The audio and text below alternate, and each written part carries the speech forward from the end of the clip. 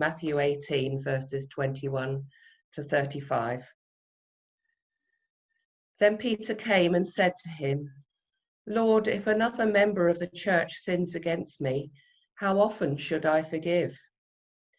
As many as 7 times? Jesus said to him, Not 7 times, but I tell you, 77 times.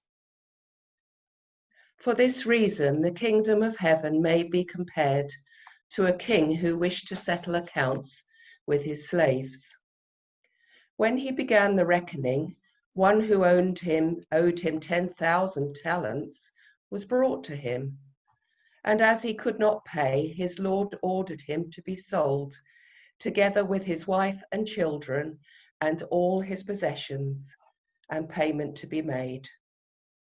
So the slave fell on his knees before him, saying, Have patience with me, and I will pay you everything. And out of pity for him, the lord of that slave released him and forgave him the debt. But that same slave, as he went out, came upon one of his fellow slaves who owed him 100 denarii. And seizing him by the throat, he said, Pay what you owe. Then his fellow slave fell down and pleaded with him, Have patience with me, and I will pay you.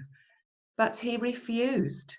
Then he went and threw him into prison until he would pay the debt.